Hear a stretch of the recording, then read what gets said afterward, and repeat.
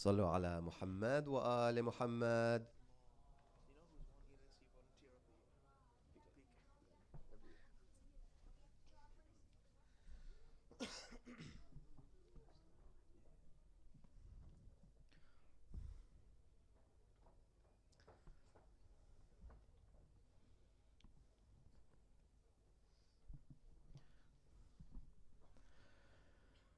أعوذ بالله من الشيطان الرجيم. بسم الله الرحمن الرحيم. إن هذا لهو القصص الحق وما من إله إلا الله وإن الله لهو العزيز الحكيم. فإن تولوا فإن الله عليم بالمفسدين. قل يا أهل الكتاب تعالوا إلى كلمة سواء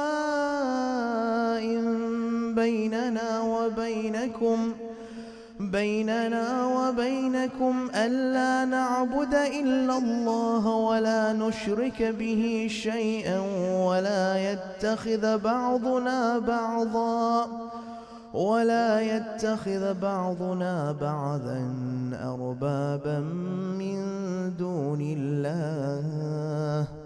فإن تولوا فقولوا اشهدوا بأننا مسلمون. يا أهل الكتاب لم تحاجون في إبراهيم وما أنزلت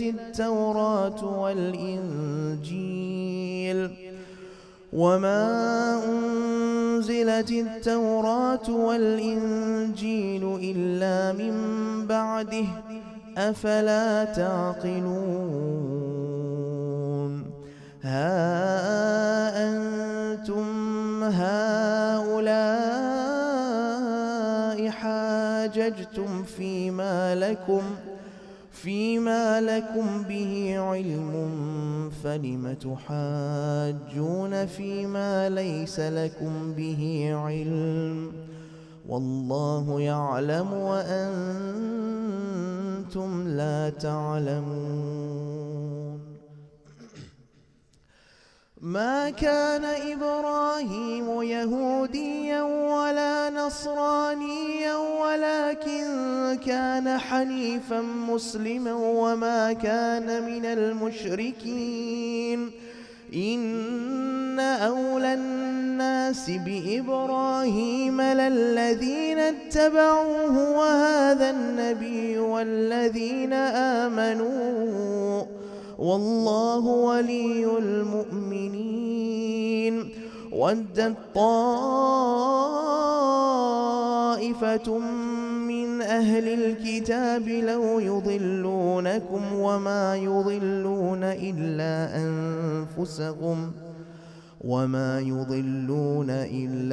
أنفسهم وما يشعرون.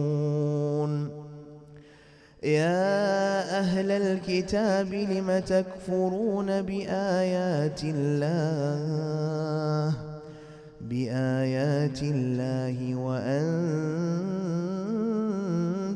تشهدون. صدق الله العلي العظيم.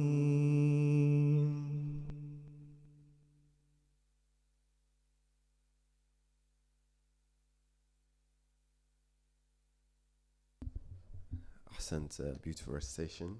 Brothers and sisters, Assalamu alaikum wa rahmatullahi wa barakatuh. Today, Saturday, the 6th of August 2022, is the eve of the 8th of Muharram 1444. We will have Marthia, firstly by Brother Abbas Limaraj, followed by Brother Hussein Rajbali, and then Sayyid Naki, and then we'll have Munajat by Ilyas Govani. Sallu ala Muhammad wa ali Muhammad.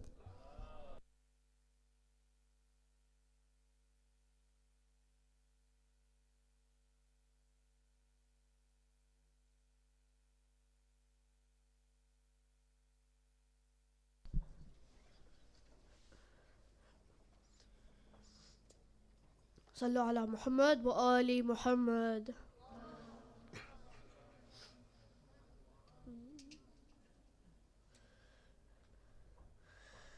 آل عمران کہا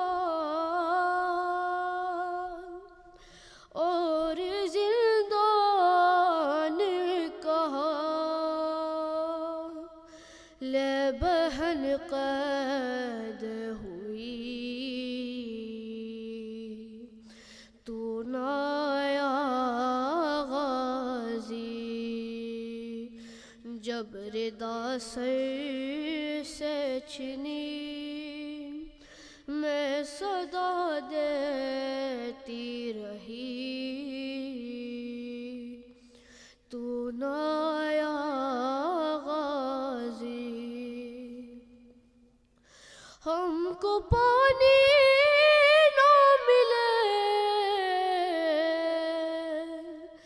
تیری خوشبو تو رہے، تیرے بازو نہ کٹے، چاہے مشکی زاچ دے، یہ مگر ہو نہ سکا، تیرے بازو ہے جدا، مجھ پہ ہے تشنا لبی، تو نایا غازی. دھوپ میں تو تھا شجر، تجھ سے آباد تھا گھر، ہے برہنا میرا سر، کیا نہیں تجھ کو خبر، اے علمدار وفا،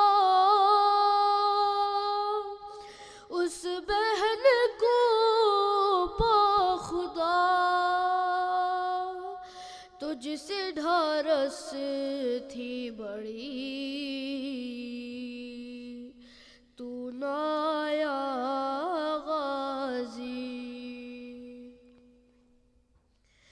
کیا سکینہ سے کہوں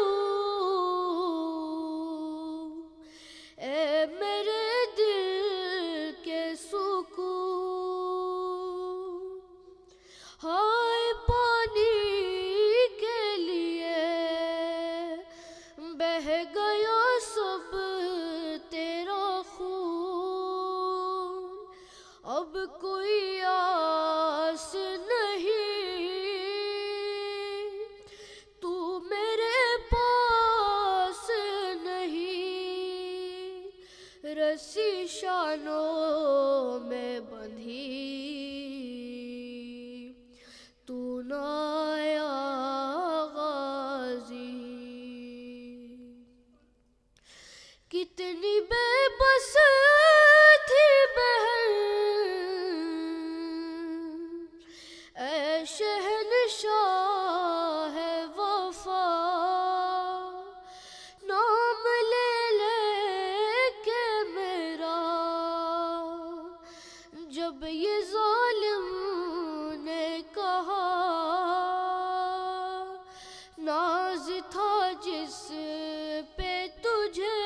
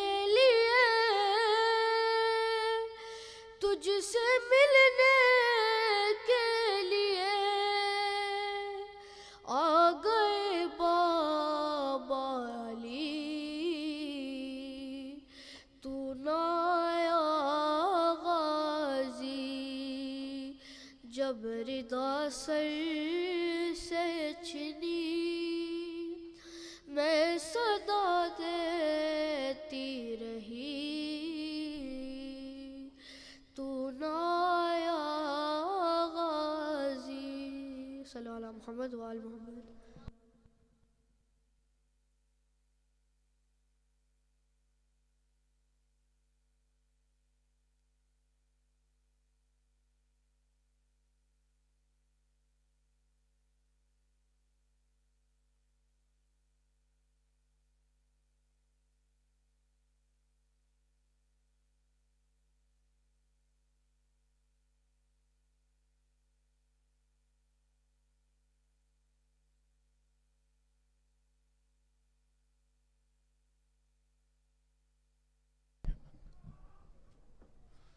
صلوا على محمد وآل محمد. اللهم صل على محمد وآل محمد. بسم الله الرحمن الرحيم.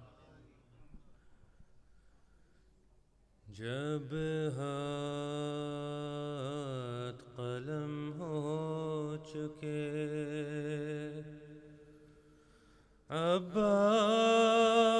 عباس جری کے نوحہ حسین کرتے ہوئے یہ دشت میں پہنچے سانسیں ابھی رواں تھیں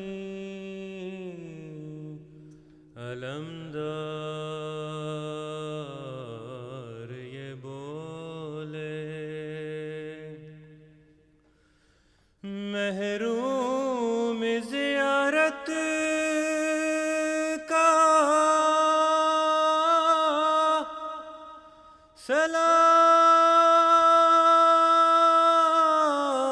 سلام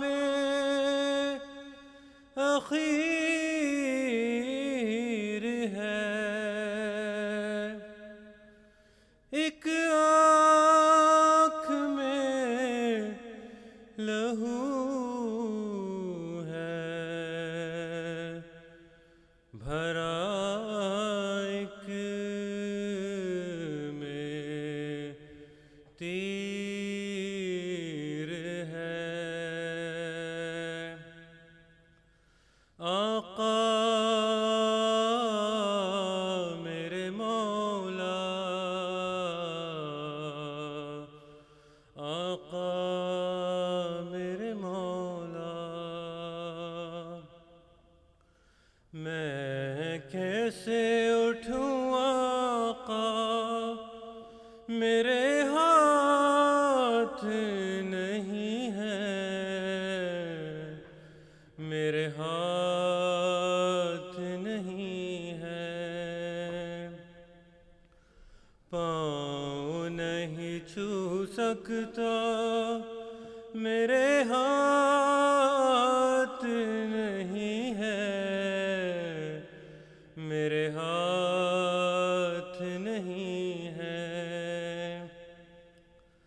آقا یہ غلامی کا صلہ کیسا دیا ہے جس پیار سے سر آپ نے زانوں پہ رکھا ہے اٹھ کر سلام کرتا میرے ہاتھ نہیں ہے میرے ہاتھ نہیں ہے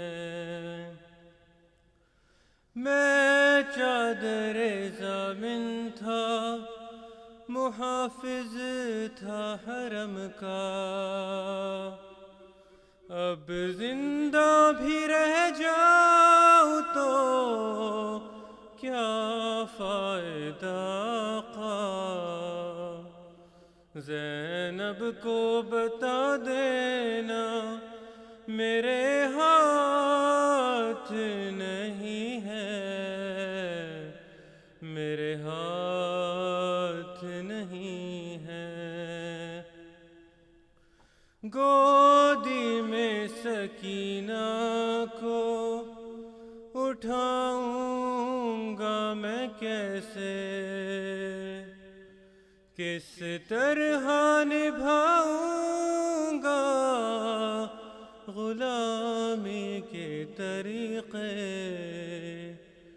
یہ کم تو نہیں صدمہ میرے ہاتھ نہیں ہے، میرے ہاتھ نہیں ہے. دل روتا ہے مرتے ہوئے، کیا بے ادبی ہے. جن ہاتھوں کے کٹنے سے کمر شیکی جھکی ہے، سیدھی نہیں کر سکتا میرے ہاتھ نہیں ہے، میرے ہاتھ نہیں ہے. جب زی سے زمین کی طرف آنے لگا مولا، نہ کوئی مددگار تھا نہ کوئی سہارا. اس وقت خیال آیا میرے ہاتھ نہیں ہے، میرے ہاتھ نہیں ہے. میں کیسے اٹھوں آقا، میرے ہاتھ نہیں ہے، میرے ہاتھ نہیں ہے. صلو علی محمد و آل محمد. اللہم صل علی محمد.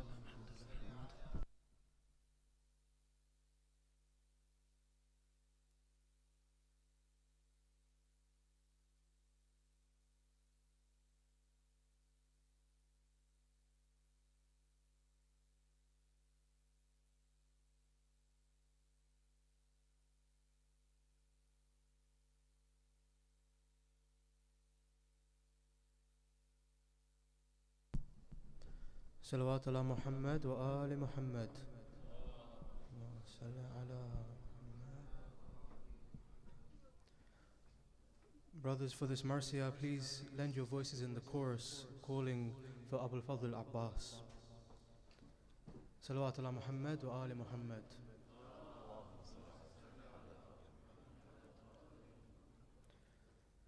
A prayer sent to the heavens from the purest hands of Zahra,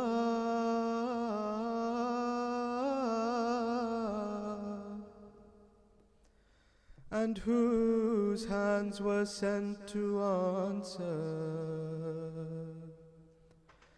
but the hands of my Abbas,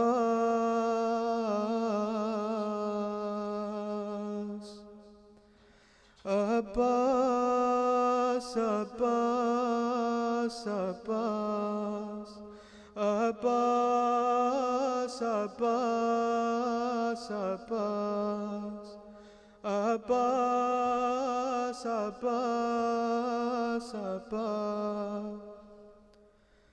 Ever since you fell to the dust, we'll raise your flag to the sky.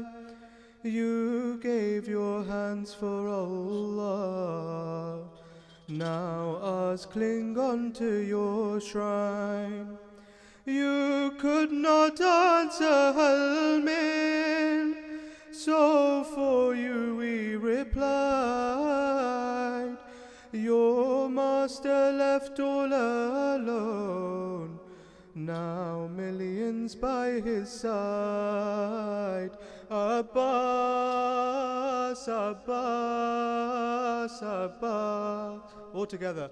Abbas, Abbas. Abbas, Abbas. How many hearts are broken by the flight of an arrow? All the water has fallen, and then the alam follows. Sakina cries out in her grief, Baba, my thirst has left me. I'll never ask for water. Just bring my uncle back, please. Abbas, Abbas, Abbas, Abbas, Abbas, Abbas, Abbas. No words could ever capture this moment between brothers. The servant lying and bleeding on the lap of his master. Mawla, how can I go back? See the thirst of your daughter, knowing the mushk has fallen. Mawla, I have no water. Abbas, how can I leave you, lying next to the river? Abbas, how will I carry you, now that my back has broken? Abbas, Abbas, Abbas, Abbas, Abbas, Abbas. Abbas, your heart couldn't cope, hearing the cries for water. So tell me, how did you bear on that night of Ghariba? Children running from burning tents, crying, calling your name. I have no hands, O children, forgive me for your pain. Abbas, Abbas, Abbas, Abbas, Abbas, Abbas, Abbas, Abbas, Abbas. You fought to quench the children, and now you'll quench your lovers. All those that ask at your door, Babul Havaij answers.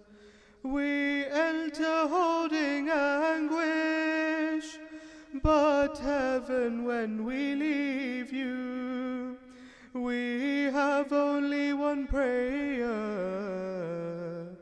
Just bring us back to see you.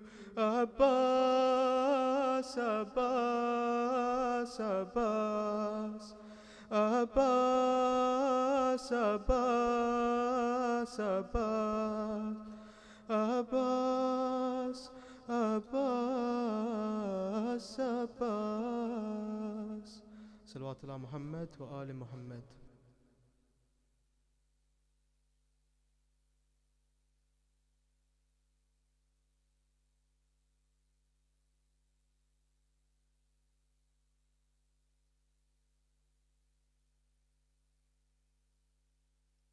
صلوا على محمد وآل محمد.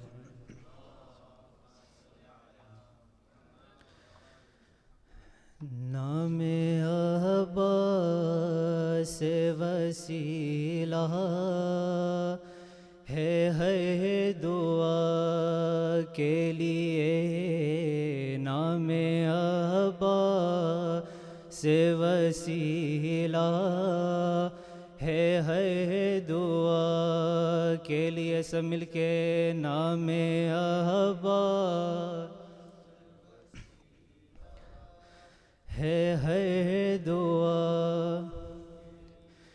اس میں اعظم ہے یہ مومن کے التجا کے لیے، نام عباس ہے دعا، کوئی مانے یا نہ مانے ہے یہ ایمان میرا،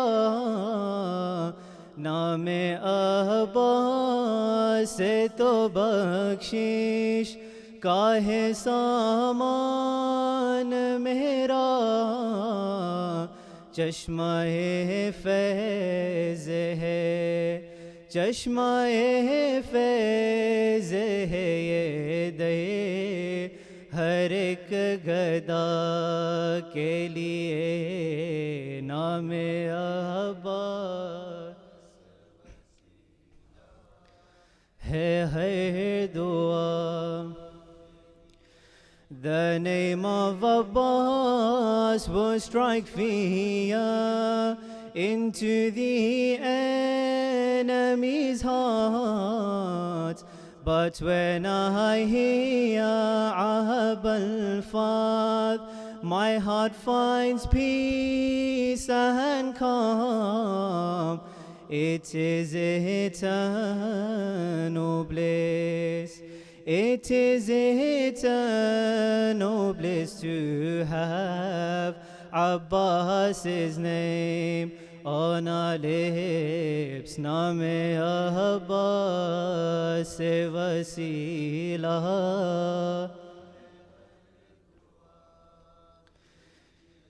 دیدے کرتا ہوں علم پہ تو قلم رکتا ہے، یاد آ جاتے ہیں غازی مجھے یوں لگتا ہے، اب بھی روتا ہے، اب بھی روتا ہے یہ زینب تیری ہی رضا کے لیے، نام عباس ہے دعا، the flag of Abbas would make the enemy shake with fear, but when I see the alam fly, I pledge bay'ah every year.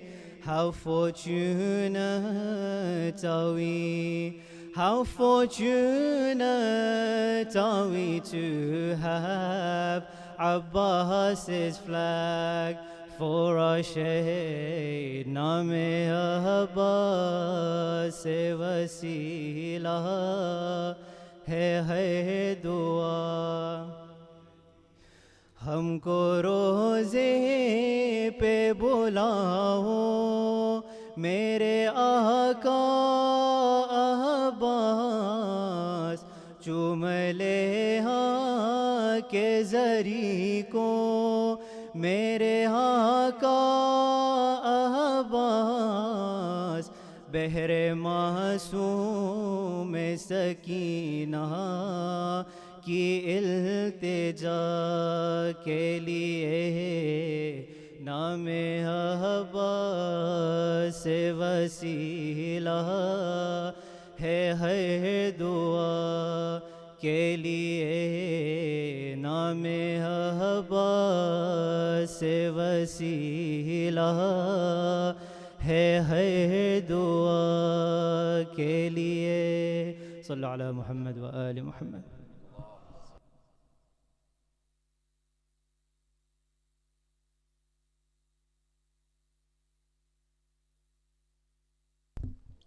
Thank you. Beautiful recitations. May Allah accept your deeds, inshallah.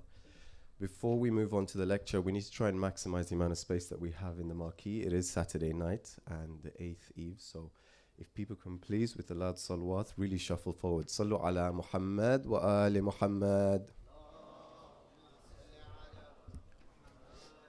Yeah, there's loads of space. Comes right next to the minbar, all the way. Skip right next to them, forward. I came late yesterday and there was loads of pockets of space. So from the back as well, it's minimal disruption for the speaker as well when he's reciting his majlis. Sallu ala Muhammad wa ali Muhammad. Yeah, keep shuffling forward. There's still plenty of space from the back. Ask if from the back you can direct people. We just do this once so we don't have to do it during the lecture. Are we happy, Imran? Still some space.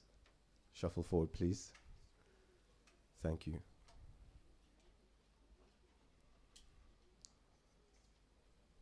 Lovely.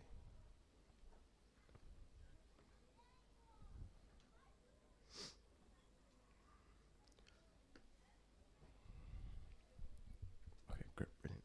Okay, without further ado, can I welcome Sheikh Salim Yusufali to recite his lecture on the topic titled Spouses and Parents, the Weak and the Strong. Sallu ala Muhammad wa ali Muhammad.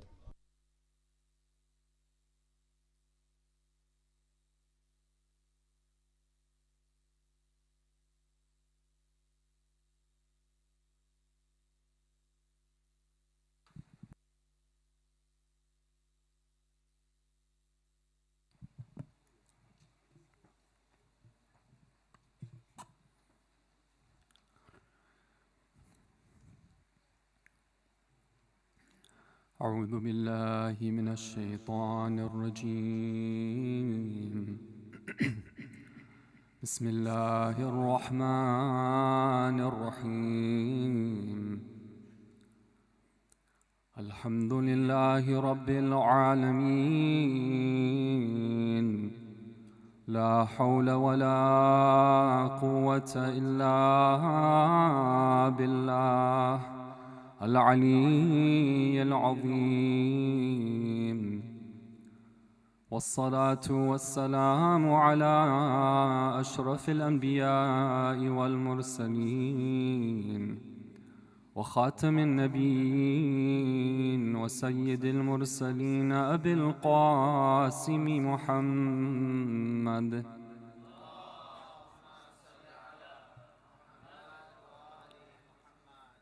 وعلى آل بيته الطيبين الطاهرين المعصومين المظلومين ولعن الله الدائم على أعدائهم أجمعين من يومنا هذا إلى قيام يوم الدين.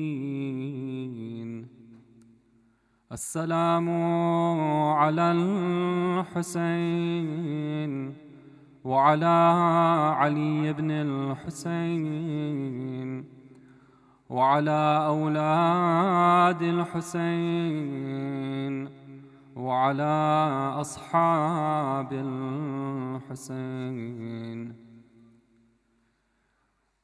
Respected elders and brothers, sisters, lovers of the Ahlul Bayt alayhim as-salam, on this 8th evening of the month of Muharram, I want to express our condolences to our living Imam and all of you on this occasion. Truly, it's an opportunity for gratitude and thankfulness to Allah to have been chosen to be part of this gathering. Just today, received word from back home that one of the long-standing community members, who the type of person you'd see all the time, especially on these days of Muharram, doing things, taking care of people, cooking, preparing, just everything he can do to serve Imam Hussein alayhi salam. he had to go to the hospital, and inshallah, whatever it is, it will get taken care of. But they were asking for du'as. And maybe even in this community, I'm sure there are a number who would have liked to be here, but they can't be here for various reasons. This brother, he was complaining. He was saying that maybe it's a case that Imam Hussein alayhi salam didn't want me there this year. And of course, that's not the way we want to think about things. We want to be having good opinion, and sometimes, we have tests and challenges that come up. But we really have to value the opportunities that we have when we have them. And who knows when these opportunities will come and help us. I want to share a short story before I begin the speech for tonight. It's something which is one of the stories which really shakes you up. It's from Shahid Mutahari, rahmatullahi alayhi. He says that one of my teachers, once when he was about to give the class, he was just, disturbed, and it seemed like he was crying. And he said that today I'm not going to be able to give the class, I'm sorry, because I'm disturbed about a dream that I saw last night. What was the dream? He says that I saw that I had passed away. My soul was going to be taken away from my body. Everyone had gathered to accompany my body and to put it in the grave. And as I was being lowered into the grave, I saw that there was a dog that was going to join me in the grave. And whatever I did to shoo away the dog, I couldn't do anything because I didn't have the power to do so. I had died. And I saw that it was going to come with me in the grave, and it was going to be disturbing me a lot in the grave. And I was frightened. And at that moment, I saw that there was the presence of someone who came to my grave. And he ordered the dog to go away, and it went away. And I asked him who he was, and he says that I am Imam Hussein alayhi salam.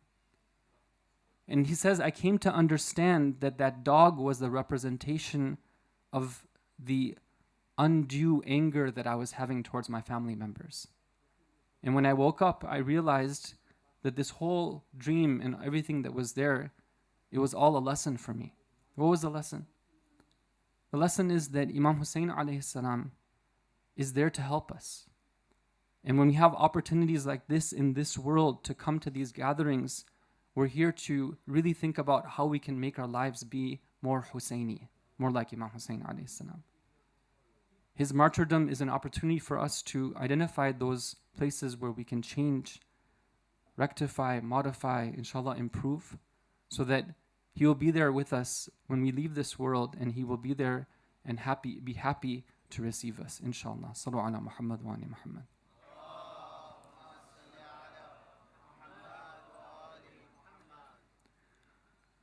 The example that I'd like to begin with today from history, because we're taking lessons from history, because as Imam Ali alayhi salam says that innal umura ashbah, the history repeats itself. Things that happened in the past can come up again. The example that I have, I want to take you to a personality known as Zubair ibn Awam. Zubair, like Talha from yesterday, was somebody who was very famous in the history of Islam. He was the 4th or 5th person to accept Islam. He was tortured because of his beliefs. He fought alongside the Prophet. One time, he was traveling with somebody, and that person saw that his entire body was covered with battle scars. Imagine like somebody, let's say you might see somebody that's covered with tattoos. His body was covered with battle scars. And his companion asked him, he says that, where'd you get all these scars from? He says that every one of these I got from battling alongside the Prophet sallallahu alaihi wasallam. This is the type of support he gave to the Prophet. He was one who drew his sword when he was present at the house of Fatima alayhi salam, defending the rights of Imam Ali alayhi salam against those who would want to, let's say, burn down the house of Fatima alayhi salam. That's how much support he had given to the Ahlul Bayt alayhi salam. But we see that things changed for him just like they changed for Talha. Yesterday we saw that that same Talha who was carrying the blessed body of the Prophet and protecting him from injury in the Battle of Uhud is the same one who draws his sword against the very soul of the Prophet, meaning Amir al-Mu'mineen. Things changed for people. And the same thing happened with Zubair. That history shows that at the end of his life, he is on the opposite side of the battlefield in the Battle of Jamal. Now there's a point during this battle, which I want to focus on, inshallah, there's going to be an introduction to our topic, where Amir al-Mu'mineen alayhi salam says to Zubair, let's have a conversation. You know, they're relatives. They have a long history. And he tells Zubair that, I want to remind you of an incident that took place when we were young. Do you remember that day that we were children and we were playing together and you were hugging me? And our Prophet was there with us and he asked you, do you love him? And he said, of course I love him. Right? He's my brother, he's my cousin, I love him. So then the Prophet told you at that time, then why is it that at one point you will be fighting him and you will be the one who is the unjust one? And at that point, you didn't accept this. You said this would never be the case. And when Zubair heard this from Imam Ali alayhi salam, then he said, Inna lillahi wa inna ilayhi raji'un. You reminded me of something that I had forgotten about. And he walks away determined to not fight against Imam Ali alayhi salam. What happens at this point? This is really crucial. At this point, as he walks back to his army, he apparently looks like, that's it, he's not going to fight anymore. But he's met by his son, Abdullah ibn Zubair. Abdullah tells him that my father, you went away looking like something and now you look like something else. Tell me what happened. So he tells him the incident. He says, I'm not going to fight anymore. And his son begins to instigate him. He tells him, for example, he says to him that, you're the one who brought these people here and you created this division and now you're going to just walk away? How could you do that? It seems to me that you're a coward. And then he tells to his father, he says that, you'll be the laughing stock of the Arabs and, all the women will talk about how much of a coward you were if you're going to walk away from this. And then finally, Abdullah tells him that, okay, you made a bay'ah to Imam Ali alayhi salam, then just give a kafara, give a penalty, and it'll be okay. You can break your allegiance with the Imam alayhi salam. So that's what Zubair does. He breaks his allegiance. He goes and he fights against the Imam alayhi salam, and eventually he's killed in the battle. Who is this person, Abdullah ibn Zubair? Abdullah, his son, was somebody who throughout the life of Zubair was a source of, he was an issue for him. And one hadith from Amir al-Mu'mineen alayhi salam, he says that Zubair was from us, the Ahlul Bayt alayhim salam, until his son grew up. When his son grew up, that's when he started showing enmity towards us. So Imam alayhi salam puts the problem on the son. But when we go back in history, it's very interesting. And we look at the childhood of Abdullah ibn Zubair, we see that Abdullah grew up in a broken home. What exactly happened is not very clear, but one of the reports say that Zubair, the father, was somebody who used to beat his wife, who was the mother of Abdullah. And when Abdullah, as a child, saw that his father was beating his wife, he took a stand. And he said that, okay, that's it, this is not gonna happen anymore. And somehow he managed to create some type of division between his mother and his father, and eventually they were separated. Now, when we look at it from, now at a distance, and we try to see exactly the factors and put together things, sometimes we just have to work off of, things which are not necessarily concrete evidence. But definitely when you look at all the things together, you can see that one of the factors that led to Abdullah ibn Zubair becoming one of the arch enemies of the Ahlul Bayt alayhim salam. Eventually he'd be the one who, he played a role even in terms of taking people away from Imam Hussein alayhi salam in Makkah and other things.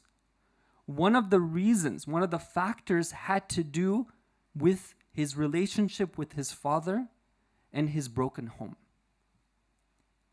And throughout this series, we've been talking about what are some of the deeper causes that lead people away from the ideals of Islam. They have the outward aspects of Muslims, but inside they have a deep sickness. And tonight I want to focus on this: relationships, homes, parents, and children. Now, first I want to offer some comments about relationships between husband and wife. And I know that some of you are not married, your children, right? Or for whatever reason you're not married. But inshallah, I'm going to have some comments about parents and children as well. And even those who aren't married, sometimes it's good for us to plan ahead, right? Yesterday we talked about how marriage is something which is very important. It's something that, is part of the sunnah of our Prophet. It's something that is one of the stages of development in our lives. One of the things that inshallah, we're going to have that rite of passage as well at one point in our lives. So tonight I want to focus on this, that what are some of these things that we can do to make sure that our relationships are strong, that we're building those families that are actually going to be successful, that we're doing our part in terms of having that environment where the children who come out of that environment, inshallah, will be a source of goodness. Not like Abdullah ibn Zubair. So I want to take us back, first of all, to the famous saying of our Prophet Muhammad sallallahu alaihi wasallam,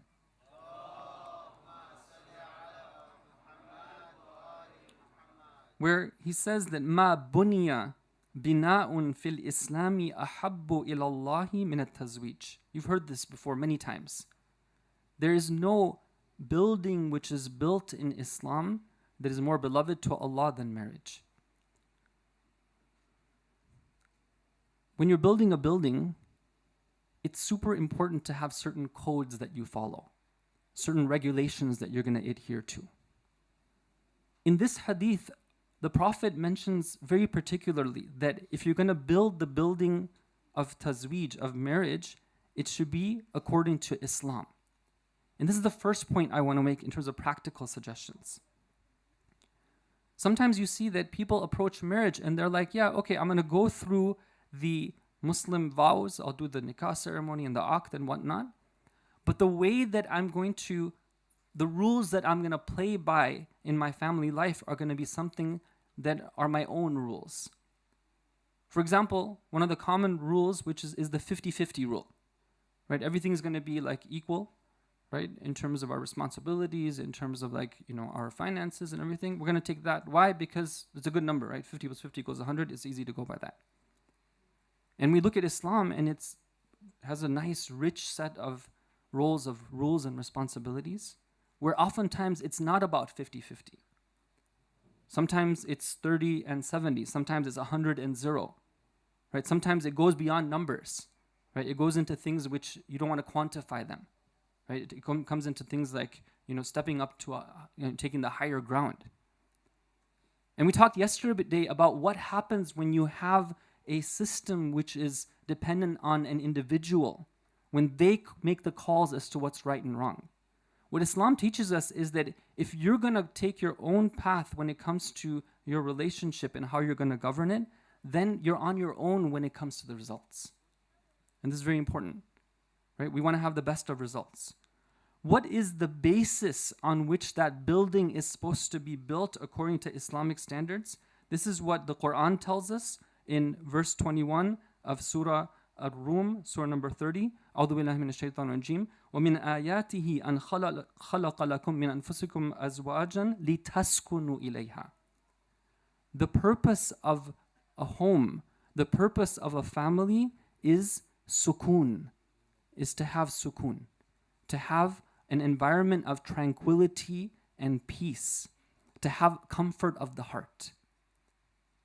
So if I'm sitting in this majlis right now, I'm thinking about okay, I want to step up my game, inshallah. Or if I'm doing some good things, I want to make sure that I get that verification, I'm doing the good things. I can ask myself that in my home, how much of my home life is characterized by it being an environment of tranquility and peace and sukoon for everyone who's there. Sometimes we hear from brothers and sisters, right? They say that unfortunately our homes, there's a lot of tension, right? There's a lot of anger, right? There's a lot of ill will, a lot of dissing one another and these types of things. This isn't the way that a home is supposed to be governed by according to Islamic standards. The next thing that is important for us to understand is that if we want to have these homes, which inshallah are going to be sources of producing children who are righteous, children who inshallah are committed to the right values and the right morals, those who are, the parents, the mother, the father, the husband and the wife, it's very important for them to have an attitude of wanting to improve when they can, of building their relationship. Sometimes we hear, in the community, when we have, let's say, sessions, Q&A sessions or halaqas or jalasas talking about family life and what we can do to improve, what we can do to face the challenges that modern life gives us, what we can do to not be like the 40-50% or 60-70% of people in our society who face severe problems in their marriages. When you try to have these, sometimes there's resistance among people. What do they say? They say that, there's some things that we have to go to school for. There's some things that we have to take a class for. There's some things that we need to spend time and learn about. But how to live a married life is not one of them. Right? That's something which is intuitive. Right? You just kind of go with the flow. Right? Just, after all, we all saw, examples from our parents. We watch a lot of movies and TV shows where you see people doing things about, that's what married life is about, right? It's like that. Right? And then those who take that approach, they get into it 1 year, 2 years, sometimes oh man, it wasn't so easy after all. Right? I'm having some issues. Alhamdulillah, I know that in this community and other communities, in recent years, there's been a lot of effort in terms of making sure that there's good education, right? There's workshops for being able to work on these things. But this is very important, that we should have the right attitude that I want to improve. The next point I want to make is that, inshallah, you can help me with salawat ala Muhammad wa ali Muhammad.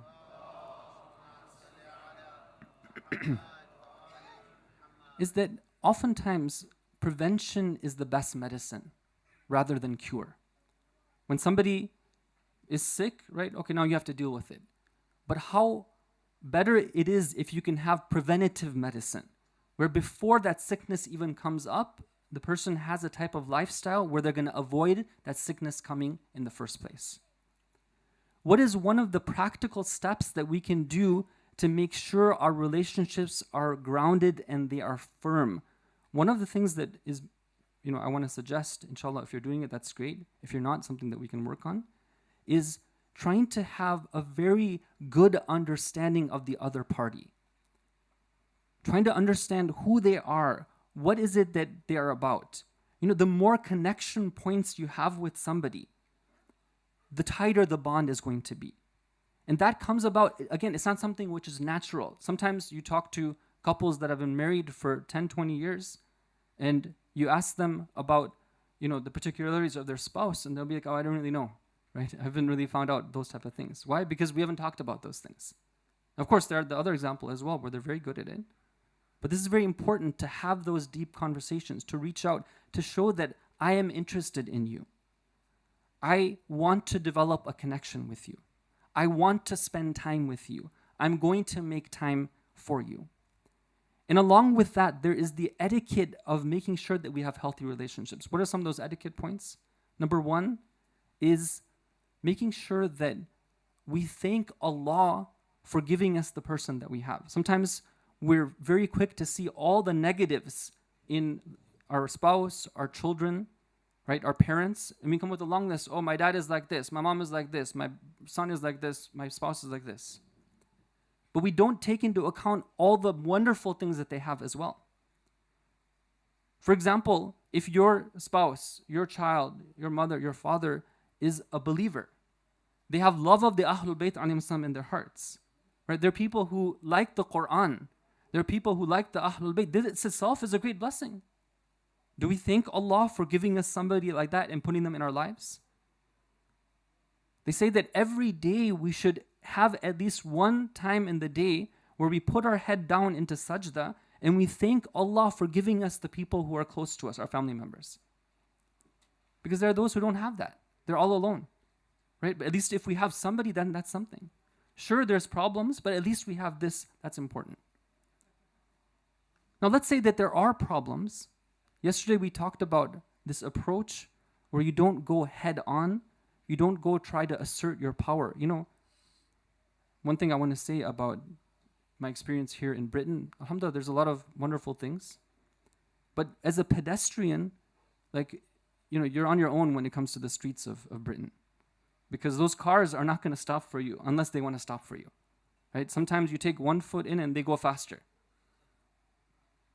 I don't know if you had this experience. It's pretty scary. Right? What is the attitude? The attitude is, well, because I have a vehicle which is bigger and better than you, puny on your 2 feet, right? You have to wait for me. I'm going to make my way. I don't think Nabi Sulaiman alayhi salam would be happy being here in Britain, because we saw yesterday that Nabi Sulaiman was somebody who, even when there was ants, right, he said, I need to respect that. I'm the king, I have all this power, but when it comes to ants, I'm gonna respect their rights. When we're treating other members in the family, we can't be taking this approach of like brute force, right? I'm gonna go ahead and you better come out of the way, right? We have to take a very careful approach. There's one time when this one man comes to one of our great scholars, Ayatollah Ansari Hamadani, and he says that I'm having some problems in my life. Ayatollah Hamadani was one of those urafa, right? He, had insight into things that maybe we don't have. So after a while, he tells him that, you've been telling me about your problems, but I'll tell you what the core of the problem is. The core of your problem that you're seeing reflected in so many other things is your relationship with your spouse. You go take care of that, and then you'll see that things will improve in your life overall. So he goes home, and the same pattern starts. The anger, the criticizing, whatnot. And this time, instead of reacting, he takes his wife's hand and he kisses it. And she's so surprised, right? She was ready for a battle, right? She was ready for like that experience you have on the roads here, where you're like waiting and the person is going to barge ahead, right? So what happened? He says, I spoke to, this one scholar in Hamadan, and this is the advice that he gave me. She says, I want to talk to him as well. She goes and she gets some advice, and pretty soon afterwards, right, simple things, right, suddenly like things have changed for them. Now, brothers and sisters, we don't necessarily have access to urafa that we can just go knocking on their door and say that, look, I have these problems. I want you to tell me, what things to fix. But sometimes when we have these opportunities to reflect on our relationships, what are we doing? How are we doing them? Right? Therein, it's the blessing of these majalis. We realize that all these issues that I have, it all goes back to one thing, right? Which is my relationship. Might be with my spouse, my child. All I gotta do is take an approach where I'm not gonna be direct. Next time, instead of attacking, let me try kissing their hand and see what happens. Maybe things will change for us. And the last point I want to make about the family and the marriage is that it's also important to realize that it's okay to ask for help. Sometimes we don't know what's happening, and that's because, when you're in the midst of things, right, you can't really figure out what's happening. Like, let's say you're walking in a forest, and you happen to be, like, when the forest is dipping down, and you look up and you're like, oh, I just see trees everywhere, right? I might be lost. And in reality, because you happen to be in the lowest point, you might be just like, a few hundred meters away from the edge of the forest, but you think you're just in the middle of the forest. You're lost because you're not looking at it from the right angle. Sometimes with our relationships, this is the same thing. That because we don't have a type of look over it, we don't know what's actually going on. And it helps to be able to go and talk to somebody and say, look, we're having these problems. Maybe you could just tell us, what do you think from an outsider perspective? Sometimes it's the simplest of things. Just a little while ago, a young couple in a different place had come and, they were talking. And I realized that all of their issues went back down to one thing. What was the one thing? And I'm saying this because sometimes these same things are found in other families. The one thing is that even though they were, theoretically, they had committed to living their married life according to Islamic guidelines, they had forgotten about one very important issue, which is the issue of leadership and respect. The natural tendency of that wife was to take the lead in everything. And the natural tendency of that husband was to kind of take a back seat and to just let things be done by others. Now, for both of them, right, they had an area of growth. The man needed to assume the responsibility, do those things that he earns that respect. Because after all, Islam says that the leadership is in that direction. But doesn't mean that the wife doesn't have a role in leadership. Leadership happens in different ways. From the wife's side, she also needs to realize that, look at this approach she was taking. Every time it was indirectly telling her husband that you're not worthy of being the leader. And he didn't know how to express it. Because the pattern that he had seen in his life, growing up, was one of just, the man retreating, not expressing, what is it that's bothering him. Simple thing, and it was resolved. And these type of things can take place. Sometimes we think that, no, things are really bad if I need to go and ask somebody for help.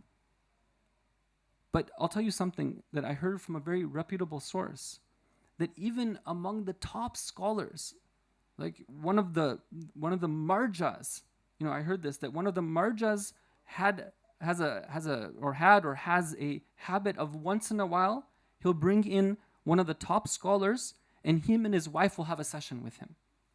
Not that they have like major issues or anything like that. I mean, he's somebody who's trying his best. He could probably write books about how to have good relationships according to Islamic guidelines.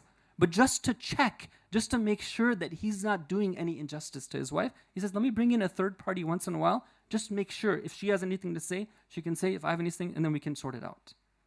Right? And some of these things that maybe are considered as taboo, right, in our communities, maybe, right, we need to start to think that in face of the problems that we're facing, maybe we need to reconsider.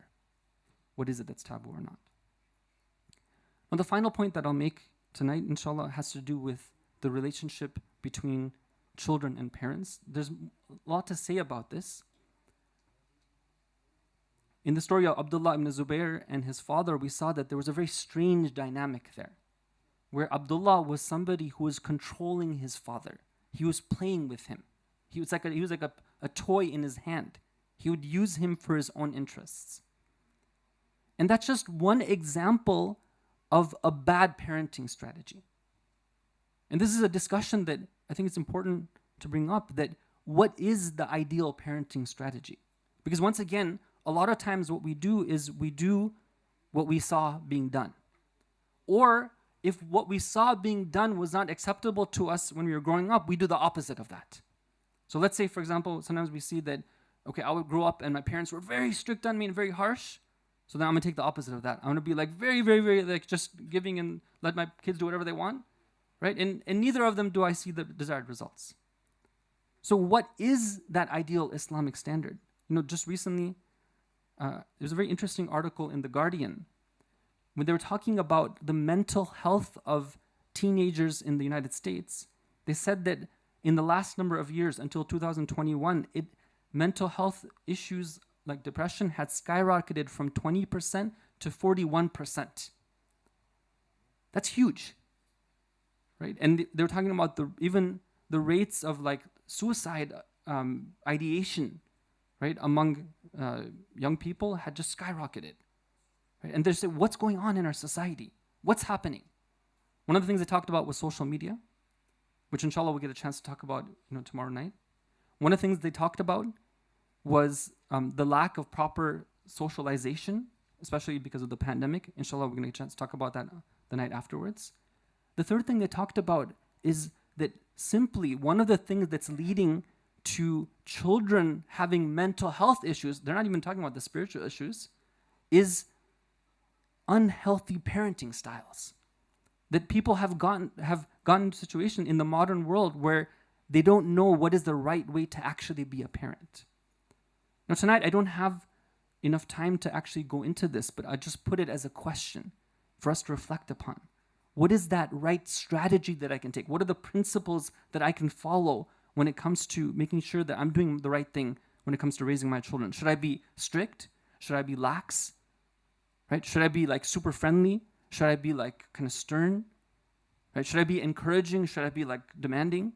Right? What is the approach that I need to take in order to, inshallah, have the best results. I'm going to leave the further explanation on that for tomorrow, inshallah. Wa sallallahu ala Muhammad wa alihi tahirin.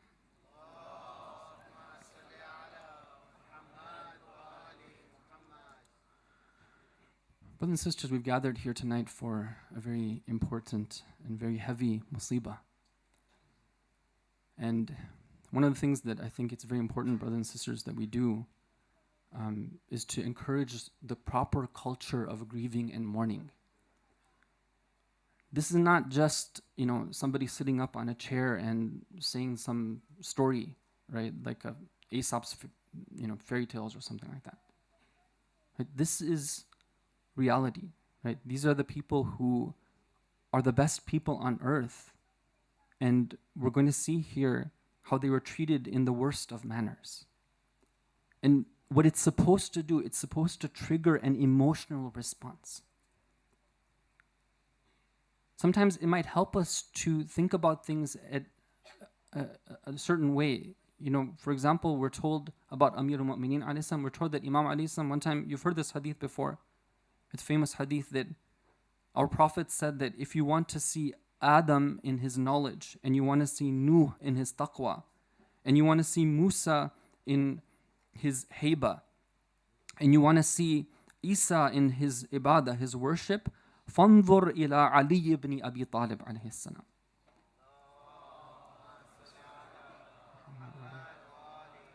Meaning that what? Meaning that if you want to see the embodiment of these values and these characteristics, you can read about it in the books, or you can look at this person who has all these characteristics in him. So when it comes to Abul Fadl Abbas alayhi salam, what are those characteristics that he has? And when those enemies take up their arrows and they take up their swords, what are the characteristics that they're fighting against? And when I think about it from that perspective, it might be easier to bring tears to my eyes when I see that they're not just cutting down a person. They're not just cutting away at somebody's arms. What they're cutting away at is the essence of humanity and dignity. So what do we know about Hadrat Abbas alayhi salam? What do we say in that famous ziyarah from Imam Sadiq alayhi salam? فَنِعْمَ الصَّابِرُ الْمُجَاهِدُ الْمُحَامِ النَّاصِرُ. What are we saying there? That how excellent Hazrat Abbas alayhi salam was. He was the best of helpers. He was the best of warriors. He was the best of protectors. He was the best of brothers. He was the best of those who came and responded to their Lord. He was one who would strive for those things that others would back away from. So when I hear about Hadrat Abbas alayhi salam, I'm thinking that this is the person who had all those qualities. And these enemies are going and they're attacking somebody like that. All of loyalty, all of bravery, all of brotherhood, all of that's being attacked. As you know, brothers and sisters, Hazrat Abbas alayhi salam had a very special role.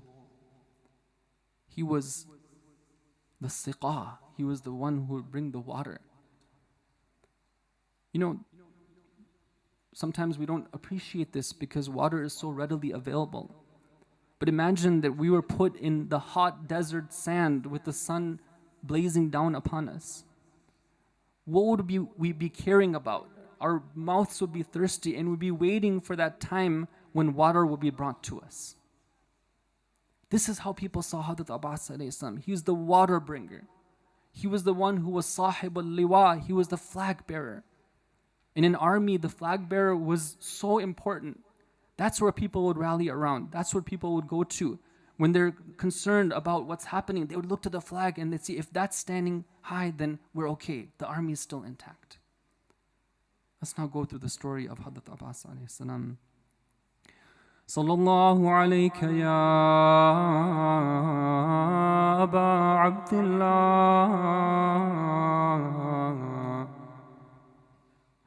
Sallallahu alayka ya ibn Rasulillah. وعلى الأرواح التي حلت بفنائك. يا ليتنا كنا معكم فنفوز معكم فوزا عظيما. Peace and blessings be upon you, O our Master Abu Abdullah al-Hussein. Peace be upon you and your blessed body that was lying on the sands of Karbala while your mouth was thirsty. Peace and blessings be upon you and upon your companions who were with you until the end. If only we could be with you and have attained the great victory that you attained.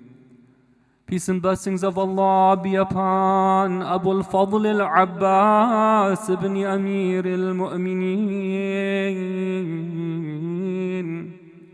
How important Abbas alayhi salam was to Imam Hussein. If we read the maqtal of what happened on the day of Ashura, we know that Abbas alayhi salam must have been eager to go and fight the enemy from early on. But he knew one thing, that Imam Hussein alayhi salam needed him. He was very important to the Imam. He was like the Imam's right hand. So Abbas alayhi salam waits. He waits until the end. He goes to the Imam Hussein alayhi salam.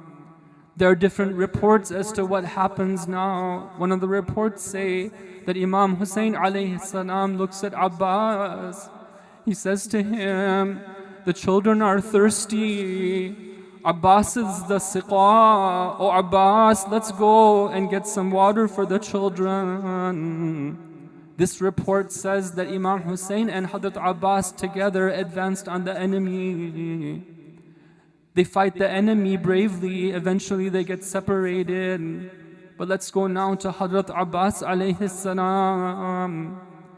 Imam Hussein had told him that the children are thirsty. He has a responsibility. He wants to go and fulfill that responsibility. So what does he do at that point? He cries out his battle cry, Inni ana al-Abbas, aghdu bis-siqa, wala akhafu ash-sharra yawm al-multaqa. I am Abbas, I am the one who brings water. I am not scared of any battle. They say that there were 4,000 men who were gathered on the banks of the river. I don't know how he did it, but the son of Imam Ali alayhi salam somehow makes his way to the river banks. He fills the water skin.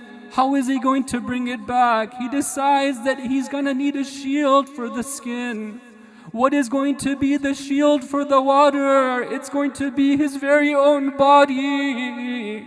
Abbas alayhi salam is coming towards the children with the water.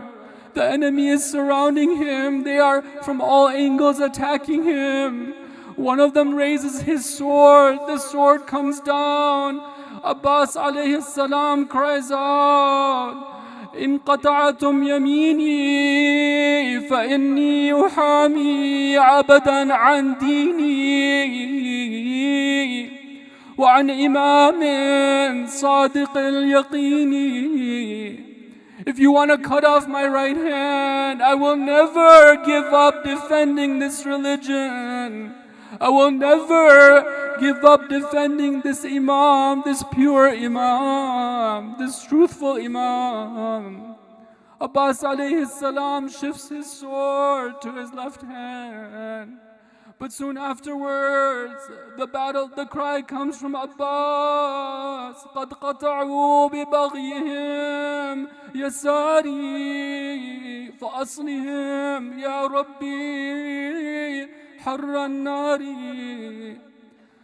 Oh Allah, they have cut off my left hand, so send them to the fire of hell. At this point, Abbas alayhi salam takes the water skin to his chest there is no sword because there is no hands to hold the sword. Abbas alayhi salam makes his way towards the camp, but the enemy is surrounding him. They say that sometime later in Medina, when they brought news to his mother Baneen of what happened in Karbala, her first question was, "Tell me about Hussein." They told her that Hussein has been martyred. She says that, "I wish that everything in this world and my sons would have been martyred, but Hussein would be living." And then she tells them, "But tell me about my sons, tell me about Abbas." She says that, "Tell me, is it true what they say? Or is it not true that they cut off my son's hands and they took a rod and they beat him with the rod? Because I know that if he had his hands, they would not have been able to do what they did to him." The cry is now coming from Abbas alayhi salam, "Ya Aba Abdullah, alayka minna salam." Peace be upon you, my brother Hussein.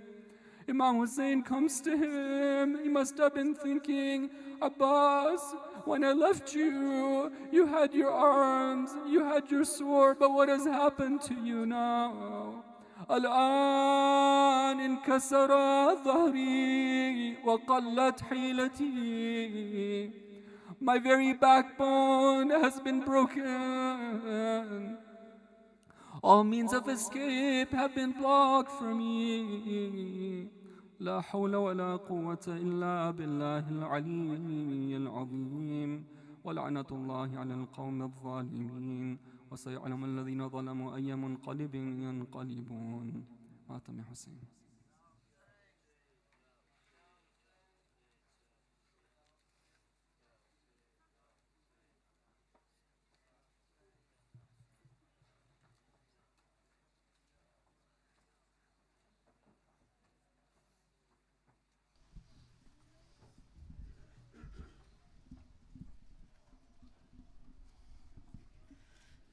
مشق سکینہ کی بھی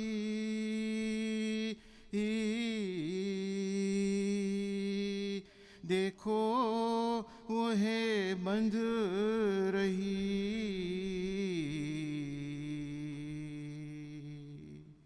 خون میں ڈوبا ہوا hello وہ علم آتا ہے، پیٹتے ہے سر امام،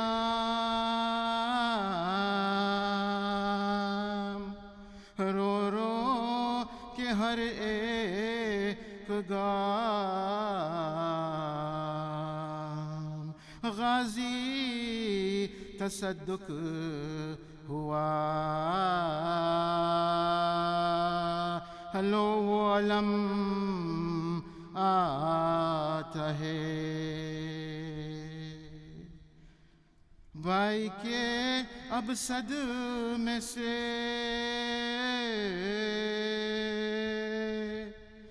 شاہ نہیں جینے کے،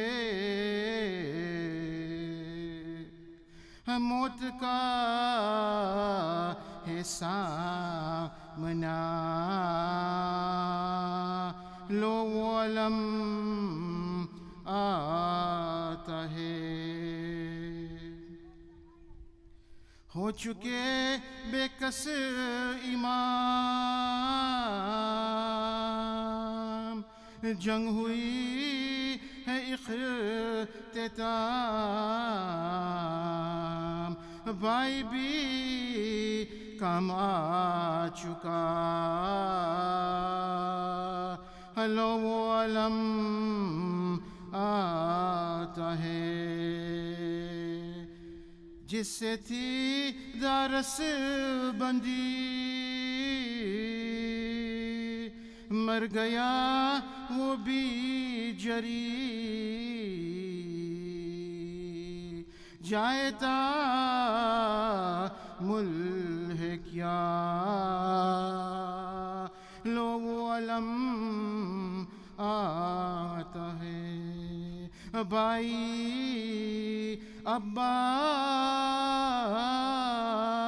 تم سے پہلے مجھے کیوں موت نہ آئی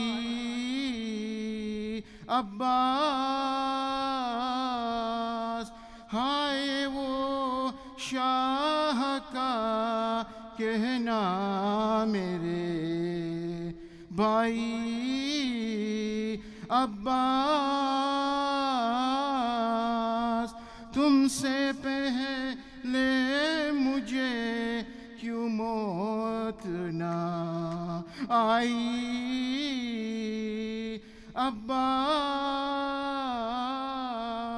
عباس پنجہ نظر جب آ گیا ہنس کر سکینہ نے کہا پنجہ نظر جب آ گیا ہنس کر سکینہ نے کہا بے آب تھے بے تاب ہم آیا علم عباس کا سر پیٹ کے بولے حرم آیا علم عباس کا سر پیٹ کے بولے حرم آیا علم عباس کا پانی وہ لائے ہوئیں گے خالی نہ آئے ہوئیں گے پانی وہ لائے ہوئیں گے خالی نہ آئے ہوئیں گے صد شکر آیا دم میں دم آیا علم عباس کا سر پیٹ کے بولے حرم آیا علم عباس کا سر پیٹ کے بولے حرم آیا علم عباس کا مشکی بنت شاہ کا چوبے علم سے ہے بندھا مشکی بنت شاہ کا چوبے علم سے ہے بندھا کس شان سے اے اہل غم آیا علم عباس کا سر پیٹ کے بولے حرم آیا علم عباس کا سر پیٹ کے بولے حرم آیا علم عباس کا پرچم لہو سے لال ہے مشکی زبی غربال ہے پرچم لہو سے لال ہے مشکی زبی گربال ہے افزون نہ ہو کیوں کر علم آیا علم عباس کا سر پیٹ کے بولے حرم آیا علم عباس کا سر پیٹ کے بولے حرم آیا علم عباس کا واقف سکینہ ہوئیں گی کیا کیا تڑپ کر روئیں گی واقف سکینہ ہوئیں گی کیا کیا تڑپ کر روئیں گی اب کیوں نہ ہو چشم نم آیا علم عباس کا سر پیٹ کے بولے حرم آیا علم عباس کا سر پیٹ کے بولے حرم آیا علم عباس کا مارا گیا تیرا چچا جاں اپنی کی تجھ پر فدا مارا گیا تیرا چچا جاں اپنی کی تجھ پر فدا دینے کو درد و رنج و غم آیا علم عباس کا سر پیٹ کے بولے آیا علم عباس کا سر پیٹ. ماشاءاللہ. یا حسین یا حسین یا حسین. ماشاءاللہ ماشاءاللہ. حشر میں رنگ لائے گا خون شہیدہ دیکھنا. حشر میں رنگ لائے گا خون شہیدہ دیکھنا. حشر میں رنگ لائے گا. ماشاءاللہ. حشر میں رنگ لائے گا.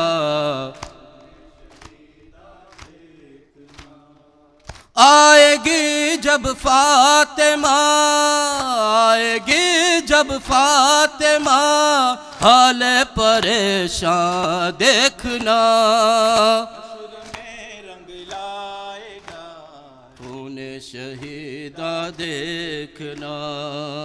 حشر میں رنگ لائے گا خون شہیدہ دیکھنا. روبرو بابا کے جب خاتون جنت آئے گی خالی جولی سرور کونین کو دکھلائے گی. بالیقین تھرائے گا بالیقین تھرائے گا محشر کا میدان دیکھنا. حشر میں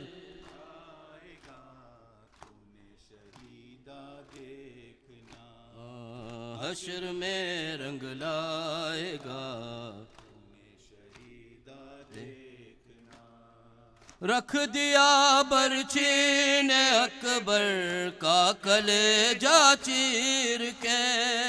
رخ بدل ڈالے ہیں امت نے تیری تصویر کے. مالک کوثر ذرا مالک کوثر امت کے احسان دیکھنا.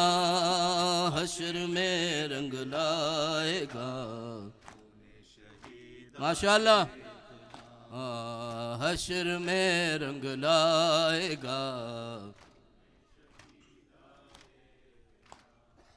روبرو بابا کے جب خاتون جنت آئے گی خالی جولی سرور کونین کو دکھلائے گی. بالیقین تھرائے گا بالیقین تھرائے گا محشر کا میدان دیکھنا. حشر میں رنگ لائے گا خون شہیدہ دیکھنا. حشر میں رنگ لائے گا خون شہیدہ دیکھنا. اصغر معصوم کے لب پر سوال آب ہے. بوند پانی کے لیے وہ کس قدر بیتاب ہے. نہر سے پانی نہیں نہر سے پانی نہیں دیتے مسلمان دیکھنا. حشر میں رنگ لائے گا خون شہیدہ دیکھنا. حشر میں رنگ لائے گا خون شہیدہ دیکھنا. زینب و کلثوم سے کہتا تھا سمر بد گوہر. شام میں جاؤ گی ننگے سر پھرو گی در بدر. کربلا کے بعد اب کربلا کے بعد اب تاریخ زندہ دیکھنا. حشر میں رنگ لائے گا خون شہیدہ دیکھنا. حشر میں رنگ لائے گا غم بلا گلزار کا اس دل کو روز حشر کا جو ہے اولاد پیمبر کی محبت سے برا بخشوا دیں گے اسے یثرب کے سلطان دیکھنا حشر میں رنگ لائے گا حشر میں رنگ لائے گا آئے گی جب فاطمہ آئے گی جب فاطمہ حال پریشان دیکھنا حشر میں رنگ لائے گا شہیدہ دیکھنا حشر میں رنگ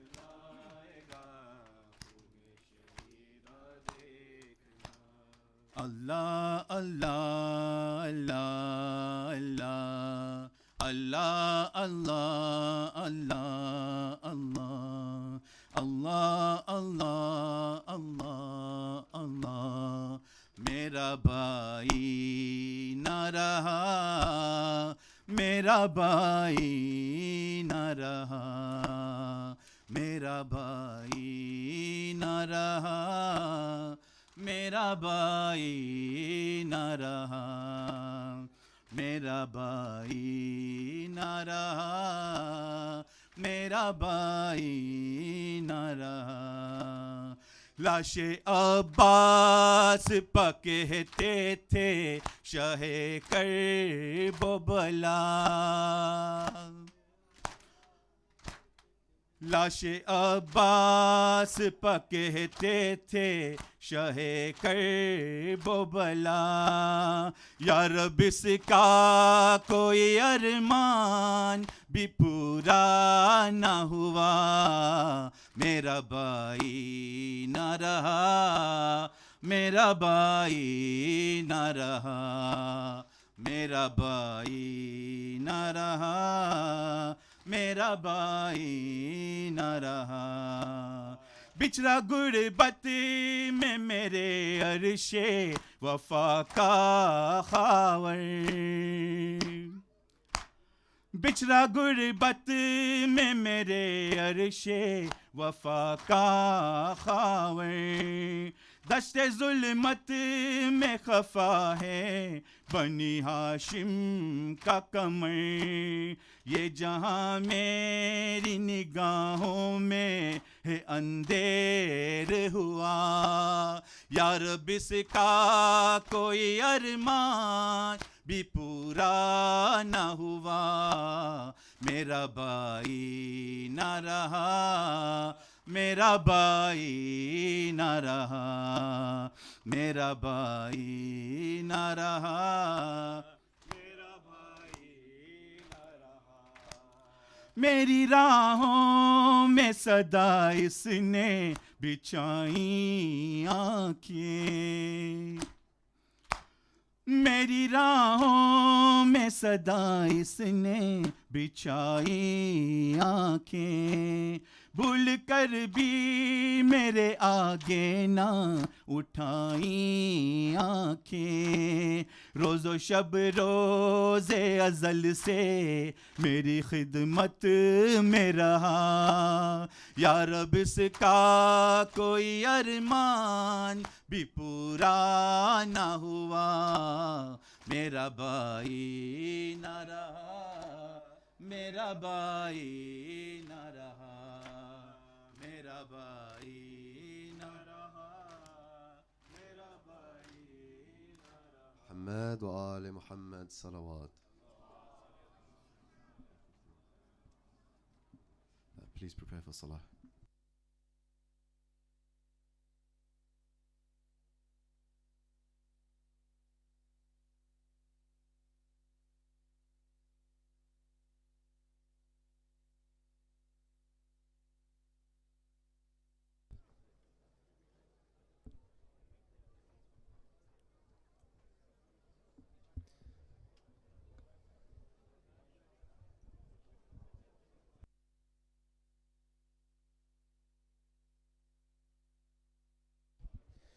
سبحان الله والحمد لله ولا إله إلا الله والله أكبر الله أكبر الله أكبر الله أكبر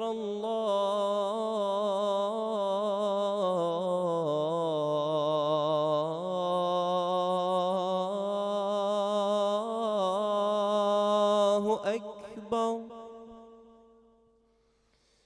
أشهد أن لا إله إلا الله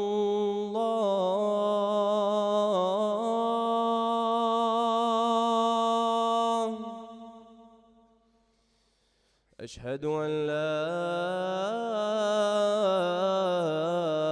إله إلا الله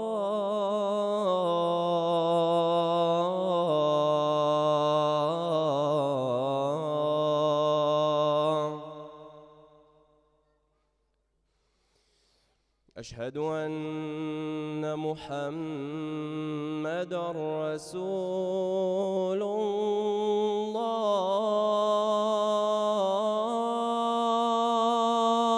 الله أشهد أن محمدًا رسول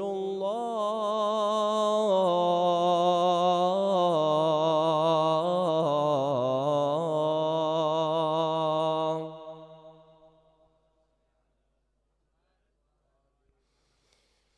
أشهد أن عليًا ولي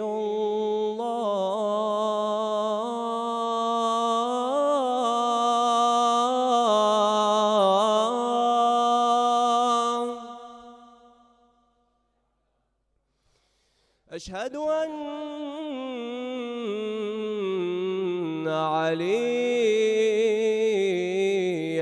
وأولاده المعصومين بالحق حجج الله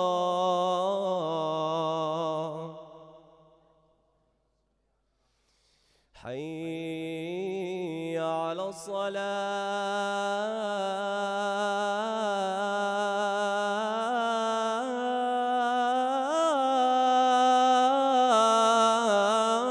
الصلاة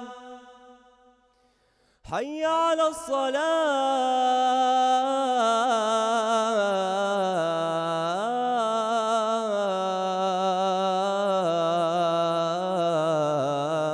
الصلاة حي على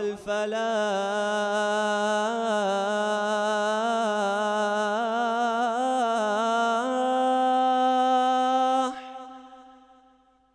حي على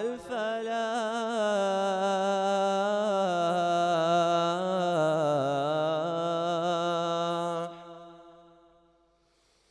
حي على خير العمل حي على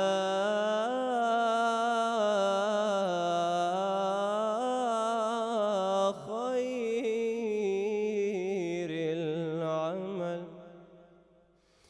الله أكبر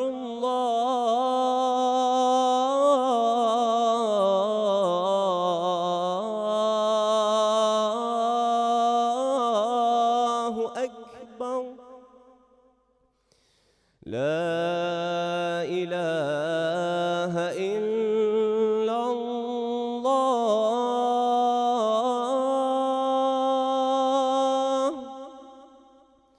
لا إله إلا الله وصلى وصلى الله على سيدنا محمد وآله وسلم.